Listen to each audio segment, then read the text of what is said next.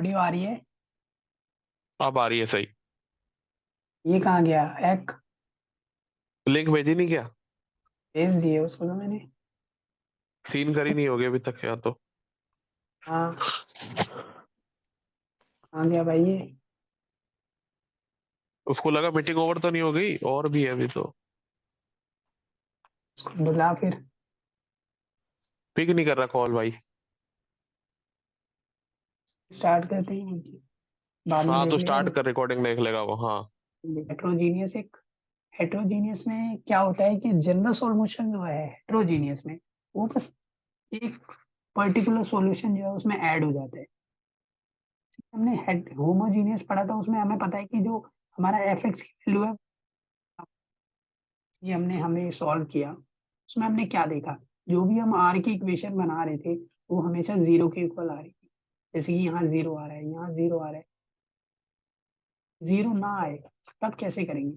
तो जीरो नहीं आएगा तो उसके लिए हमारे पास प्रोसीजर अलग है थोड़ा।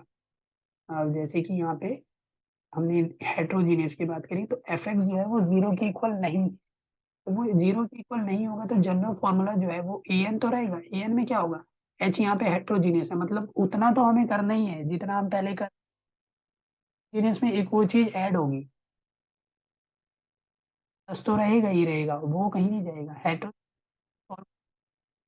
चाहिए अगर होने हो, उसमें एक और चीज ऐड करो, पर्टिकुलर सॉल्यूशन। पर्टिकुलर सॉल्यूशन निकालने का स्टेप्स देखते हैं, उसके भी चार केस होते हैं कि कैसे कैसे करेंगे। तो उसके चार केस में दिखाता हूँ अभी।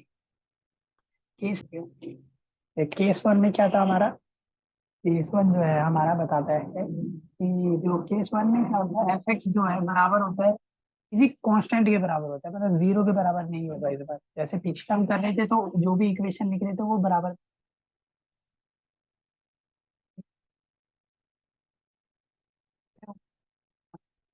पॉलिनोमियल होगा। या तो दो और है केस, वो होगा इसमें कि रूट ही उसका कॉल कर लेता है रूट को। वो case number third and four है। अभी हमें पढ़ना है कांस्टेंट वाला। तो कांस्टेंट वाले में क्या है, ए एन जो एच होता है होमोजेनियस, वो तो हमें पता चल निकालेंगे। हमें स्टेप से देखना है कि ए एन पी, जहाँ पे पी जो है वो पर्टिकुलर सॉल्यूशन है। उसके लिए हम क्या करें। उसके लिए मैंने बताया था कि जो ए वन है उसको ए के बराबर लिखो। क्यों, ए हमें जब तो हम ए वन और ए टू लेंगे, या ए जीरो या ए वन बोल देंगे, कोई भी दो लेंगे। ए जीरो ए वन ले लो या ए वन ए टू ले लो, ठीक है। जब हमारी डिग्री जो है वो टू होगी, जैसे एन की पावर टू, तो डिग्री यहाँ पे टू हो गई। जब डिग्री हमारी टू होगी तो हम तीन लेंगे, ए जीरो ए वन और ए टू। तो अभी हमारा क्या है, कांस्टेंट है, कांस्टेंट के साथ जीरो की पावर होगी। तो हमने ए लिया है। अब ए लिया है तो पुट क्या करना है, सेकंड स्टेप हमारा कहता है कि पुट करो ए वन ए एन जो भी हमारा उसको ए के बराबर पुट करो। ए एन माइनस वन या A N minus two, A N minus three, कोई भी है उसको ए के बराबर लिखो। फिर फाइंड करो ए की वैल्यू क्या है।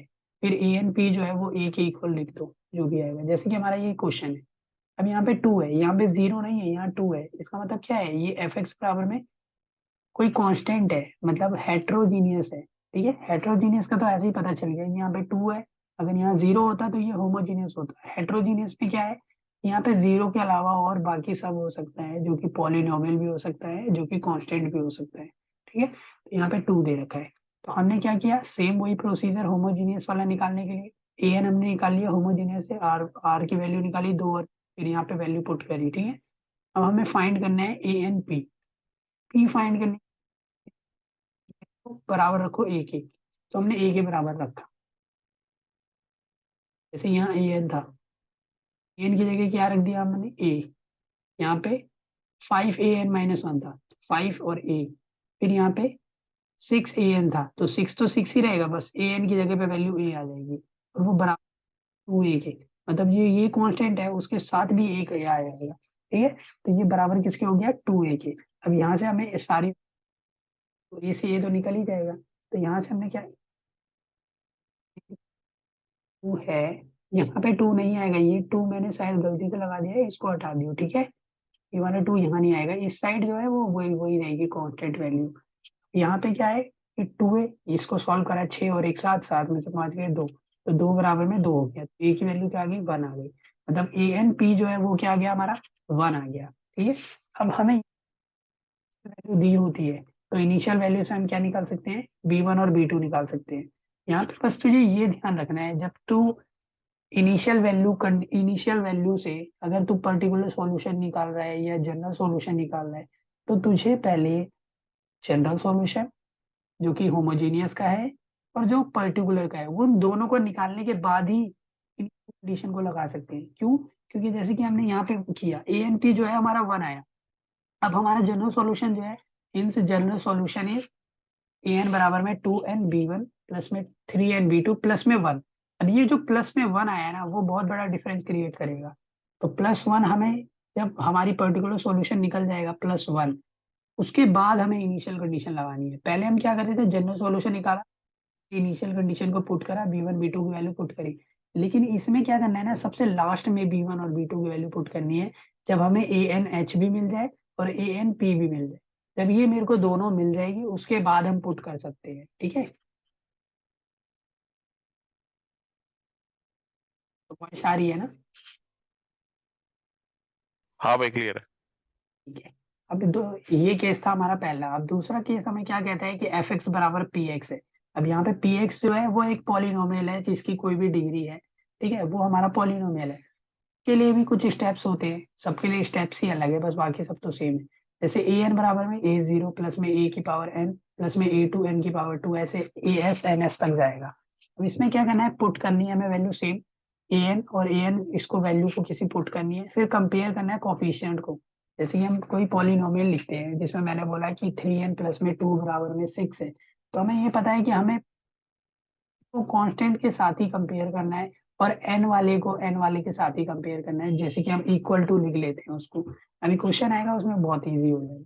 फिर फाइंड करते हैं A0 A1 A2, जो भी हमारे जितनी हमारी डिग्री होगी उसके हिसाब से हम उसको लिखेंगे, फिर हमारा A1 A0 जो भी होगा वो आएगा। फिर ANP जो है वो निकालेंगे, तो A0 प्लस में A1n, ऐसे ऐसे वैल्यू उसको AN की P भी जो है उसमें लिखेंगे। जैसे पीछे हमारा कांस्टेंट है तो उसमें सिर्फ A0 आया था, तो A0 को हमने, पे एक नहीं आएगा, यहाँ कांस्टेंट के साथ कुछ वैल्यू आएगी जो कि पॉलिनोमियल बोला जाएगा। जैसे कि यहाँ आया, इसमें एन स्क्वायर आ गया, एन स्क्वायर से हमें क्या पता चला, ये पॉलिनोमियल है। और पॉलिनोमियल के लिए करते कैसे हैं, पॉलिनोमियल के क्या है, पहले तो सेम प्रोसीजर जैसे सेम एज होमोजीनियस। होमोजीनियस से हमने क्या निकाला, अब जरूरी नहीं है हर बार an हो, इसीलिए मैंने यहाँ पे yn ले लिया। yn बराबर में हमने ये वैल्यू निकाली जनरल सॉल्यूशन के लिए। फिर हमने p के पास आए, पर्टिकुलर सॉल्यूशन के लिए हमने क्या किया, यहाँ पे A1 और A2 तीन लिए। क्यों? क्योंकि यहाँ पे पावर की डिग्री कितनी है, दो, दो होगी तो हमें तीन लेने पड़ते हैं, A0 A1 और A2। जब हमारी डिग्री 0 होती है सिर्फ एक लेना पड़ता है, अगर यहाँ डिग्री 1 होती हमें दो लेना पड़ता, A0 और A1। तो हम अभी हमारी पावर कितनी है, 2, मतलब डिग्री कितनी हो गई, दो। जब तीन कोफिशिएंट लिए, एक A0 एक A1 और एक A2, और इसके साथ भी सेम वही प्रोसीजर है जैसे B1 B2 और B3 के साथ हो रहा था।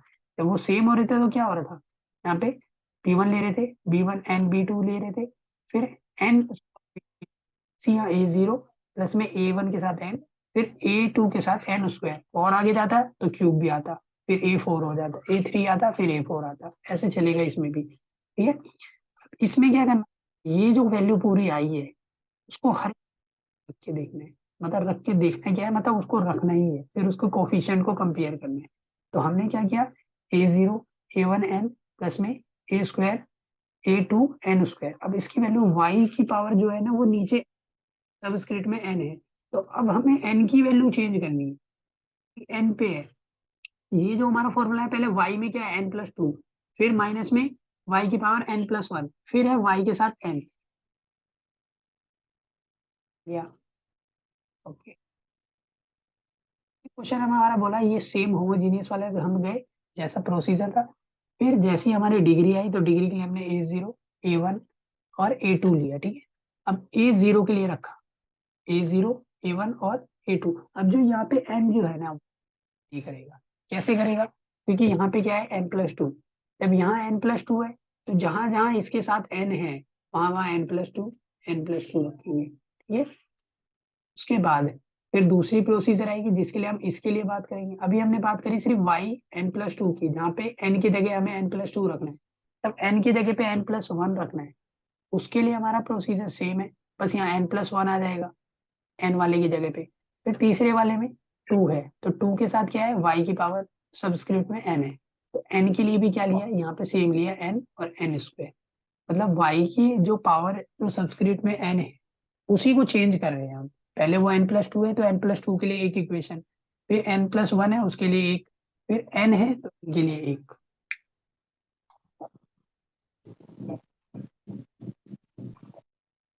प्रॉब्लम है तो बताओ क्या हुआ। क्लियर है भाई। क्लियर है ना। और इसको बराबर लिखेंगे n² के, जो कि हमारी वैल्यू है, इसी में हम पुट कर रहे हैं। कंफ्यूज मत होना, हम इसी में पुट कर रहे हैं, जो हमारा क्वेश्चन है उसी में पुट कर रहे हैं। बराबर में n² है, यहाँ पे भी बराबर में n² है। बस यहाँ पे क्या चेंज हुआ है, यहाँ पे n+2 था, फिर n+1 था, फिर n था। तो वैसे ही यहाँ पे n+2 के लिए रखा है एक बार n+1 के लिए रखा और एक बार n के लिए रखा। तो तीनों वैल्यू के लिए हमने एक एक बार रख दिया और उसको बराबर करा n²। अब हमें पता है इसको स्क्वायर को खोलेंगे a+b का होल स्क्वायर लगेगा, फिर माइनस प्लस करेंगे, तो जो भी घटा गुना जो भी करा हमने, हमें एक वैल्यू ये n² के बराबर है। अब हमें ये देखना है स्क्वायर वाला है वो n² के ही बराबर होगा। मतलब इन दोनों के अगर हम कोफिशिएंट को कंपेयर किया जाए तो 2a² जो है वो बराबर होगा 1 के। अब बाकी सारे 0 के बराबर होंगे क्योंकि इनका कोफिशिएंट है ही नहीं यहाँ पे।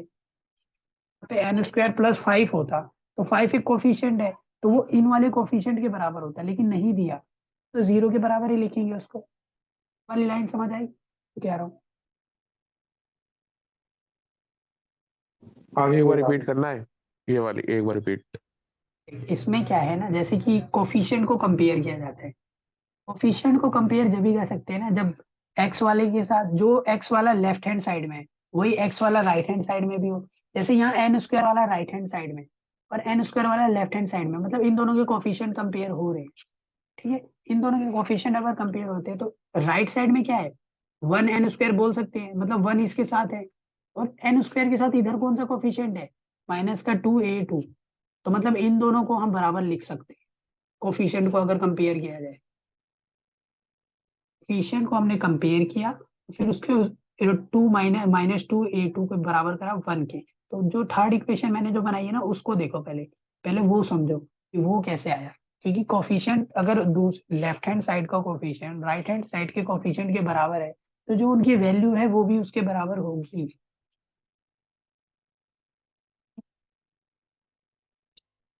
अब एन वाले में क्या है, यहाँ हाँ पे भाई, एन वाले में, सही है। यहाँ पे क्या है, एन वाला है, एन वाले की है ही नहीं, राइट हैंड साइड में तो कुछ है कुछ नहीं है, तो उसको 0 के बराबर लिख दिया मैंने। अब फर्स्ट वाले जो है वो a0 है, a1 है, 3a1 है।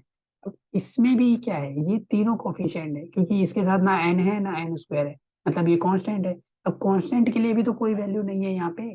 जैसे n² प्लस में n+1 होता, अगर राइट हैंड साइड में होता, सपोज करो n² प्लस n+1, मतलब n² के लिए तो 1 है, n के लिए भी 1 है और +1 के लिए भी 1 है, मतलब तीनों के लिए वैल्यू होती तो हम तीनों के लिए वैल्यू इक्वल टू पुट करते हैं, लेकिन यहाँ सिर्फ n² के लिए वैल्यू है तो हमने सिर्फ n² के बराबर में 1 लिखा, क्योंकि n² के साथ 1 तो मल्टीप्लाई हो ही रहा है, तो उसका कोफिशिएंट हमें मिल रखा है। अब यहाँ पे क्या है, 0 0 हमने इसलिए लिखा है क्योंकि इनके लिए कोई वैल्यू है ही नहीं राइट हैंड साइड में, इसीलिए हमने उसकी वैल्यू को इक्वल टू 0 रखा है। ठीक है, इक्वेट कर दिया ना नॉर्मल। इनको नॉर्मल क्या है, देख यहाँ लिखा है कंपेयरिंग कोफिशिएंट, कोफिशिएंट को कंपेयर करते हैं, वही हुआ है जो कि हम शुरू से करते हैं, करा भी है हमने कई बार, कोफिशिएंट को कंपेयर करना। लेफ्ट हैंड साइड में क्या है, राइट हैंड साइड में क्या है, दोनों में जो भी वैल्यू हम, अगर वेरिएबल अच्छा सेम है ठीक है, तो समझ उनके गया। वो कोफिशिएंट जैसे सेम। 2x इक्वल्स टू उसका लेफ्ट का और उसका इक्वल करके वैल्यू निकालना, ठीक है, अब समझ आ गया। वही चीज बता रहा हूँ मैं। हमारे पास 3 वेरिएबल है और 3 इक्वेशन है, तो ये सॉल्व करना इजी है। ये 3 वेरिएबल और 3 इक्वेशन है तो हम सॉल्व कर सकते हैं, वैल्यू निकाल सकते हैं a0 a1 और a2 की। ठीक है, जैसे कि मैंने यहाँ निकाला है a1 बराबर में -1/2, a2 बराबर में -1/2 और a0 बराबर में -1। तो उसमें करना है क्या है, अब हमारे पास y एन p आ गया, तो उसमें हमने वैल्यू बनाई जो कि हमारी ये आई थी ना, a1 जो हमने लिखा हुआ था ये वाला, और y n p इसके लिए हमने ये लिखा था ना। अब यहाँ पे a0 a1 और a2 इसकी वैल्यू पुट कर देंगे यहाँ पे। तो हमने यहाँ वैल्यू पुट करी तो हमें y n p particular solution मिल गया। जब पर्टिकुलर सॉल्यूशन मिल गया, होमोजेनियस सॉल्यूशन मिल गया, इन दोनों को ऐड करके लिख दो, ये हमारा क्या बन गया, एक जनरल सॉल्यूशन बन गया। ठीक है। अगर हमें यहाँ पे इनिशियल कंडीशन दी होती तो हम B1 और B2 भी निकाल सकते थे, लेकिन इस स्टेप के बाद ही निकलता। ठीक है मनीष, जो मैं पहले समझा रहा था अब वो दोबारा समझा रहा हूँ। क्या कह पर्टिकुलर रहा है? जन अच्छा अच्छा मैं अच्छा, कहना ठीक है, समझ गया। जो हाँ हाँ जनरल हाँ। सॉल्यूशन है ना, जो जनरल सॉल्यूशन हमारी थी अब वो पूरी हुई है, इसके बाद हम इनिशियल कंडीशन को लगा सकते हैं। अगर ये देता तो हम लगाते। ठीक है। जैसे कि इस ठीक है। क्वेश्चन में दिए, जैसे इस क्वेश्चन में दे रखी है इनिशियल कंडीशन A0 बराबर 1 और A1 बराबर में -2। तो इसके लिए हम वो चीज करेंगे आगे, देखियो अभी। जैसे कि ये बिल्कुल सेम प्रोसीजर है। एच के लिए यहाँ पे हमने दो कैरेक्टरिस्टिक रूट निकाल लिए, उसकी एक हमने जनरल फॉर्मूला बनाया होमोजीनियस का। फिर उसके बाद हम आ जाते हैं, ये रहा वो थोड़ा गलत हो गया, उसको ध्यान रख दो। फिर मैंने क्या किया, यहाँ पे देखो A0 और A1 लिया है। अब A0 A1 ही क्यों लिया, A2 क्यों नहीं लिया? क्यों? क्योंकि यहाँ देखो, यहाँ पे क्या है, 6n+10, n की पावर की डिग्री कितनी है, 1। जब डिग्री 1 होगी तो A0 और A1 लेना है। जब डिग्री 2 थी तो हमने A0 A1 और A2 लिया था। ठीक है। डिग्री डिग्री से कैसे निकाल रहा हूँ वो तो अब समझ आ गया होगा। ठीक है। क्योंकि 6n की पावर 1 होगी, जिसकी पावर 1 है उसके लिए A0 और A1 लेना है, जिसकी पावर 0 है उसके लिए सिर्फ A लेना है, जिसकी पावर 2 है उसके लिए A0 A1 और A2 लेना है। ठीक है। अब यहाँ सेम चीज होगी। अब देख कोफिशिएंट जब हम कंपेयर करेंगे तो n वाला जो भी होगा राइट हैंड साइड वही उसके इक्वल हो जाएगा, और जो कोफिशिएंट हो कांस्टेंट होगा वही कांस्टेंट 10 के बराबर हो जाएगा। ठीक है। लेकिन यहाँ एन स्क्वायर की जगह नहीं है, ये एन स्क्वायर वाला आएगा भी तो देखेंगे, क्योंकि अगर आया तो वो 0 के बराबर होगा। ठीक है। तो जैसे कि मैंने इसको लिखा, पहले n+2 के लिए लिखा, फिर n+1 के लिए लिखा, फिर n के लिए लिखा, और बराबर लिख 6n प्लस में 10। अब सेम वही करना है, प्लस माइनस घटा गुना करना है।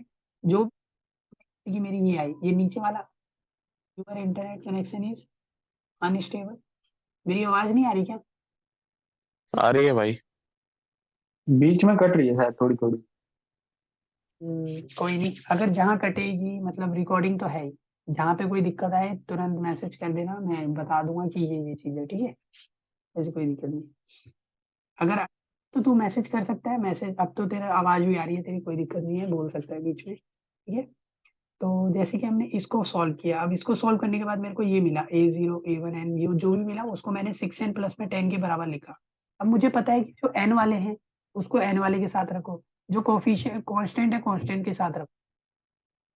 ये n वाला मैंने n के पास रखा, और कोफिशिएंट कांस्टेंट वाला कांस्टेंट के पास रखा। तो ये जो दो बराबर होंगे 10 के, और जो ये n वाला होगा वो n वाले के बराबर होगा 6 के, क्योंकि n और n तो कोफिशिएंट भी ये बराबर होंगे। होप करता हूँ अब तुम्हें ये कोफिशिएंट कंपेयर करना आ गया है। अब आता तो पहले से है लेकिन समझ आ गया होगा कोफिशिएंट को कैसे मैंने कंपेयर किया है। हाँ भाई, क्लियर है। क्लियर है ना कोफिशिएंट को कैसे कंपेयर किया मैंने?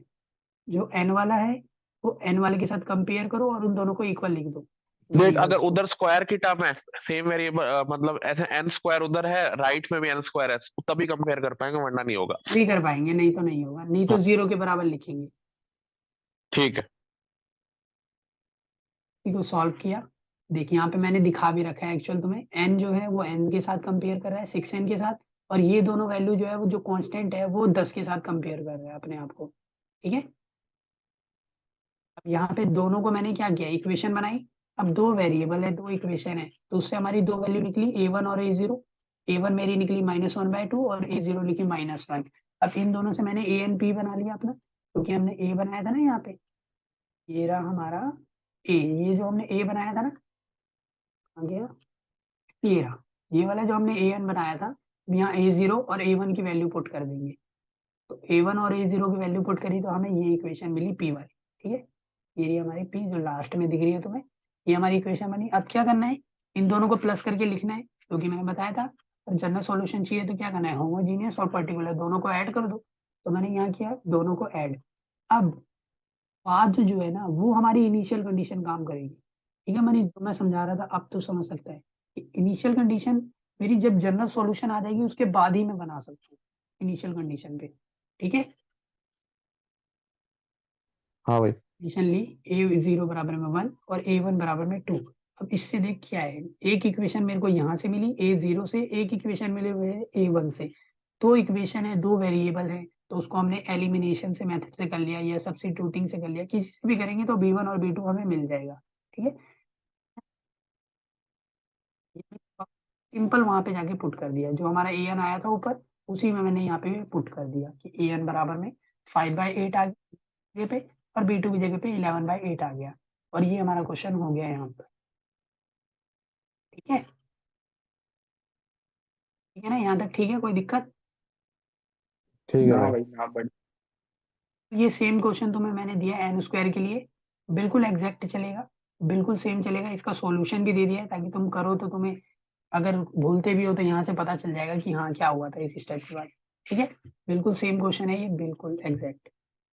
ठीक है, सेम वही तीन इक्वेशन बनी, a1 a2 a3, क्योंकि स्क्वायर है, यहाँ एन स्क्वायर है, एन स्क्वायर मतलब तीन मिलेंगे, a0 a1 और a2। ठीक है, उसके लिए मैंने कर दिया यहाँ पे क्या था, हमें कंडीशन नहीं दे रखी थी इनिशियल, इसीलिए हमारा वैल्यू सिर्फ यहाँ पे खत्म हो जाती है, an बराबर में 3n b1 प्लस में 2b2, ये भी जो भी वैल्यू सेम। ये क्वेश्चन है तुम्हारा 6n बराबर में दे रखा है, तो यहाँ पे और डिग्री कितनी होगी 1, डिग्री 1 है तो a0 और a1 लेना है, जैसे कि यहाँ पे मैं दिखाता हूँ a0 और a1 ले रखा है। ठीक है, अगर a2 आता तो n स्क्वायर a2 होता। ठीक है, क्योंकि यहाँ पे हमारा सिर्फ डिग्री 1 है, इसलिए डिग्री 1 के साथ n आता है, सिर्फ पावर 1 तक आएगा। ठीक है, सेम प्रोसीजर होगा, बिल्कुल सेम होगा। बात केस नंबर थर्ड देखो, केस नंबर थर्ड में क्या है ना कि दो चीज आती है, जो हम कैरेक्टरिस्टिक्स रूट निकालते हैं, क्या वो इक्वल्स टू जो हमने इक्वल्स टू में ले रखा है क्या वो उसके इक्वल है या उसके इक्वल नहीं है, दो चीजें हैं। तो यही दो केस बोलते हैं उसको, कि क्या वो उसके इक्वल है या उसके इक्वल नहीं है, जो हमारे कैरेक्टरिस्टिक्स रूट निकलते हैं, क्या वो जो हमारे बोलते हैं जैसे कि कांस्टेंट है या पॉलिनोमियल है, क्या वो उसके इक्वल है। अगर उसके इक्वल है तो ये प्रोसीजर है, अगर नहीं है तो ये प्रोसीजर है, यही दोनों है आगे के केस। जैसे कि मैंने यहाँ पे बोला एफ एक्स बराबर में बीटा की पावर, कोई भी बीटा की पावर कुछ है ना, लेकिन पॉलिनोमियल वहीं पर है, पी एक्स जो है वो पॉलिनोमियल है हमारा, यार beta is not a characteristic root, मतलब बीटा जो है वो हमारा उसे रिलेट कर रहा है, कि जैसे कि R1 और R2 हमारे दो रूट निकले, मैंने बोला कि दो और दो मेरे रूट निकले, तो यहाँ पे अगर राइट हैंड साइड में अगर चार दे रखा है तो मतलब दो नहीं है, दो नहीं है तो थर्ड केस है, अगर चार ही होता तो वो फोर्थ केस होता। फोर्थ केस भी देखेंगे, थर्ड भी देखेंगे। P x is a polynomial of degree, polynomial की डिग्री क्या है पी एक्स जो भी हमारा होगा वो हमें डिग्री बता देगा कि a1 तक लेना है या a2 तक लेना है या a3 तक लेना है, वो हमें बताएगा। सेम प्रोसीजर है बिल्कुल, जैसे पहले दूसरे में करा बिल्कुल सेम है, थोड़ा सा चेंज यहाँ आएगा ए एन पी में, जिसमें बीटा की पावर एन जो है वो हमारा एक अलग से ब्रैकेट के बाहर आ जाएगा, बाकी बिल्कुल सेम है, बाकी बिल्कुल सेम। बस एक बी जो बीटा की पावर जो एन है वो ब्रैकेट में हमारा बाहर आ जाएगा और कुछ नहीं होगा। जैसे कि a0 n a1 ये तो हमारा पहले से था, सिर्फ बीटा की पावर एन है, एक ये चीज नहीं आई है इसमें। इसमें अब जैसे क्वेश्चन देखते हैं, जैसे यहाँ पे डिग्री क्या है 1, एन की डिग्री क्या है, के साथ क्या आ रखा है 2 की पावर n आ रखा है, मतलब ये बीटा आ गया ना, बीटा की पावर n था, यहाँ पे 2 की पावर n आया। जब हम इसको सॉल्व कर रही है तो यहाँ पे क्या है कि डिग्री कितनी है 1, तो हमें a0 और a1 लेना है, दो ही ले सकते हैं आप, जब हमारी डिग्री 1 है, जब डिग्री 0 है तो a0 लेते हैं, डिग्री 2 होती है तो a0 a1 और a2 लेते हैं। ठीक है, अब 2n आया, अब हमें ये जो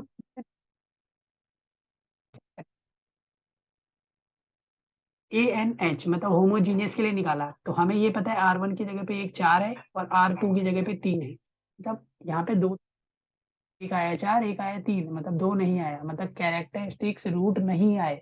जब नहीं, केस नंबर थर्ड, अगर आ जाए तो केस नंबर फोर्थ। तो अभी नहीं आया है, नहीं आया है तो उसके लिए क्या प्रोसीजर है, सेम वही ए एन बराबर में 2n को बाहर लिखा, यहाँ पे देखो बीटा की पावर n, सिर्फ ये ब्रैकेट से बाहर आया, बाकी बिल्कुल सेम है, सिर्फ ब्रैकेट के बाहर क्या आया 2n, एक नया आया है, जो कि मैंने बताया था कि यहाँ पे बीटा की पावर n जो है वो एक आया था, अगर नया आएगा तो वो यहाँ पे आ गया 2 की पावर n, क्योंकि यहाँ पे शो हो रहा है हमें, ठीक है, n के साथ मल्टीप्लाई होकर। सेम प्रोसीजर बिल्कुल, सिर्फ मैं वहां पे ध्यान देना था कि यहाँ पे बीटा की पावर n जो है वो एक एक्स्ट्रा आ जाएगा ब्रैकेट के बाहर। ठीक है, बिल्कुल सेम प्रोसीजर होगा, a0 a1 निकालो, उसकी वैल्यू वहां पुट करो, और यहाँ पे देखो 2 की पावर n, बस एक ये नया आया है ब्रैकेट के बाहर, बाकी बिल्कुल सेम चलेगा। तुम इसको हटा के भी क्वेश्चन करोगे ना तो सारी चीजें सेम आएगी, बस ये 2 की पावर n नहीं आएगा, जो कि इसमें एक्स्ट्रा r है। ठीक है,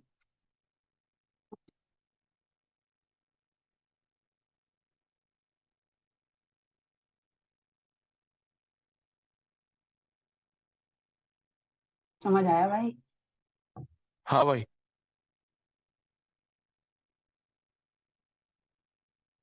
तो देखते हैं फोर्थ कंडीशन में क्या होगा ना, में दो कंडीशन मैंने बताई थी, दो केस बताए थे। पहला केस बताया कि वो कैरेक्टरिस्टिक्स रूट जो है वो उससे मैच नहीं करेगा, जैसे कि वहां पे आया 2 और वहां पे था 3 और 4, तो मैच नहीं करा। लेकिन अब क्या होगा, जब 3 और 4 दे रखा है ना, तो 4 ही होगा उसमें, मतलब दो में से एक तो होगा ही होगा जो कैरेक्टर रूट को दिखाएगा। जैसे कि सेम वही है, एफ एक्स बराबर में B X dot P X, where B is a characteristic root of multiplication T. अब यहाँ पे एक और चीज आ जाएगी, एन की पावर टी। सारी चीजें बिल्कुल सेम, एग्जैक्ट सेम चलेगी जैसे केस नंबर थर्ड में चली थी। बस यहाँ एक कि जब हम केस नंबर 2 कर रहे थे तो कुछ नहीं आया, केस नंबर 3 में आए तो क्या आया, बी की पावर एन एक नया, केस नंबर 4 में एक और नया आ जाएगा, एन की पावर टी। कि उसमें और क्या चेंजेस हैं, एन की पावर टी जो है वो हमें बताएगा कि अगर वो कैरेक्टरिस्टिक रूट है तो क्या होगा। जैसे कि यहाँ पे 4 आया, जैसे कि हमारा क्वेश्चन है an-7 an-2 प्लस में 12 an-2 बराबर में n 4 की पावर n। जब हमने होमोजीनियस b1 4n प्लस में b2 3n, मतलब 4 और 4 मैच कर गया इसमें बीटा की पावर n से। जब ये दोनों मैच हो गए तो इसके साथ अटैच था ना, 4n के साथ क्या अटैच था, n, तो इसके साथ एक n जो है वो पूरे रास्ते में इसके साथ चलता ही रहेगा। और ये n प्लस कर देंगे ना, तो ये देखो यहाँ पर जो है ये n जो है इसके साथ चल रहा था। पहले थर्ड केस में क्या हो रहा था, ये सिर्फ 4n को लेके जा रहा था थर्ड केस में।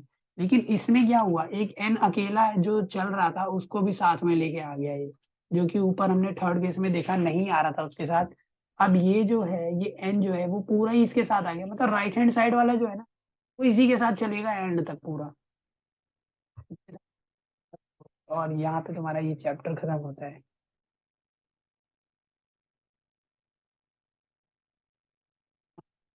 अभी तुम्हारी आवाज कट रही है। भाई एक काम कर, अभी अब रिकॉर्डिंग ऑफ कर दे, आवाज कट रही है क्योंकि तेरी। ओके,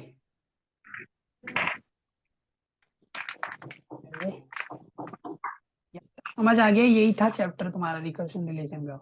हाँ क्लियर है बिल्कुल। तुम क्वेश्चन करो, क्वेश्चन करोगे और जब करोगे तो डाउट होगा तो मेरे को मैसेज कर देना, मैं तुम्हें बता दूंगा कि इसमें तुमने मेन मेरे को कहाँ। लगता है कैलकुलेशन, आखिरी में इक्वेशन की जो कैलकुलेशन होगी ना उसमें कॉमन वॉमन में बस स्क्वायर वगैरह की गलती नहीं होनी चाहिए, बाकी तो आसान है। वही चीज है, मतलब ज्यादा नहीं, 10वीं की चीजें हैं, 10वीं 11वीं की चीजें हैं। हाँ बेसिक है, मतलब अरे 10वीं 11वीं हाँ, नहीं, 8वीं 9वीं की चीजें बेसिक है।